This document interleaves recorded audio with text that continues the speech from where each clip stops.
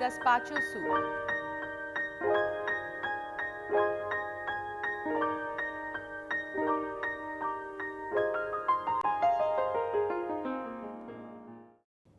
There are days where you really don't want to cook, but still you need to serve up something for somebody just dropping home. So today on Ananya's Passion, we're going to do something which is going to keep you away from fire, which is not going to be too much of trouble, and yet you're going to cook up a wholesome soup. Yes, we're going to make the famous Spanish gazpacho soup. I have this friend coming over, like I just got up this morning and I've just had a shower and I've got this phone call from this friend and she just says, I'm dropping in and I'm starving and I really don't want to cook. It's summer and I don't want to go near the kitchen and the fire. So I'm going to do a soup today which doesn't even need you to turn on the gas. Ladies and gentlemen, the gazpacho. So for the gazpacho, you're going to need cucumbers cut, tomatoes cut, bread slices, diced capsicum, olive oil, chopped garlic, vinegar, salt, finely chopped onions, finely chopped capsicum, crushed black pepper, some bread cut into small cubes. So the good thing about gazpacho is while it's a fire-free food, which means you don't need to put on the gas as I said before to make the soup, it's also very wholesome soup because it's got oil and bread, all of it which goes into the soup. So it's like a mini meal by itself. Now I'm going to cut the bread first. Cut the bread means I'm just going to take off the sides here, and here you go, the sides of the bread are gone. Now I'm going to put the, just crumble the bread, just break it into a bowl and add some water. Just enough to soak it, that's all. So I'm going to cut this other pieces of bread. As I was telling you, gazpacho is a Spanish soup. Now Spain, while it's a European country, the southern side of Spain, that's Andalusia, it's like a really warm country. It's all near Morocco. Yeah, the southern part of Spain is like really near Morocco, like you just cross the straits and you're into Africa, and it's really warm. And this is a soup they serve in summer when it's like really warm, and this is a chilled soup which the Spanish enjoy in the afternoon. So there you go, that's where gazpacho comes from. So now the bread is done, I'm going to add some more water. So now this soggy bread, I'm just going to mash it up a bit, and in case you want to know what I did with the sides of the bread that I had cut, it's not going to be thrown away. I'm going to make some breadcrumbs out of it, and then that's going to go into something else which I will make when I'm in the mood for cooking. Today, as you know, I'm in the mood for an easy way out. So, ole towards the gazpacho. First, the tomatoes go in to the mixer, then the cucumbers, some garlic, chopped garlic, and after the chopped garlic, some of this bread here. You don't want to put too much bread in because then it will lose the soup consistency. I'm going to make another batch, so this is for the first batch. And now the olive oil. Half the olive oil here, the other half goes into the other batch. Just some salt, pepper. There's not too much of any other spice, so yeah, you can put a lot of pepper. I think it needs another little pinch of salt.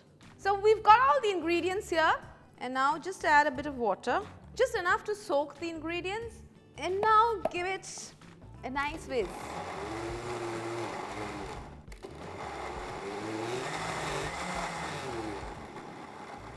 You can see the tomato rising up to the occasion, and yes, here it goes all into a swirl. No, it needs another little. This is one of my most favorite things to do in the kitchen. It's kind of play. So we've got the basic tomato and the garlic and everything mixed up. Now we'll put the capsicum now. I think the reason they put it later is probably because they don't want it to get completely pureed. They want it to be like coarsely ground into the soup. So we put the capsicum now and a little bit of vinegar, that's it. And now just give it one last twist. So our gazpacho is almost done. Now I'm going to strain it. I forgot to mention one thing, that it's better that you use chilled water when you are blending this, because as you know, we're making a chilled soup, so keep the water temperature cold. Now here we are going to strain the soup. So just make sure that you're getting the soup and not the pulp. The pulp, as I have written earlier in my recipes, can be used as fertilizer in your potted plants. Just dig it into the plant soil and you'll get some really nice fertilizer, and this pulp is not going to get wasted. I have about 45 minutes before my friend turns up, so I am going to have time to make the soup and then get ready to receive her. We've almost finished straining the soup. This gazpacho reminds me of my trip to Sevilla. That's in the south of Spain. That's where the famous flamenco dancing, it does come from Sevilla in the region of Andalusia, that's the south of Spain. You know, the streets are lined with orange trees and they have cobblestone roads. So it's kind of a really frozen in time feel. Actually, this is not the traditional authentic way of making gazpacho, but as I said, I have 45 minutes to make the soup, get dressed up and receive my friend, so this is my version. So, ladies and gentlemen, the gazpacho is ready to be served, and I'm going to serve it not in a soup bowl but in a martini glass. Just make it more exciting. So, here goes the gazpacho into the glass.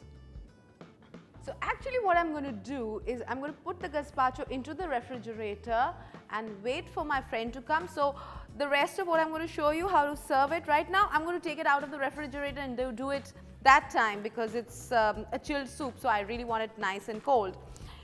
But I'm going to show you what to do, and look, I didn't try this, okay, but it seems that this is matching what I'm wearing.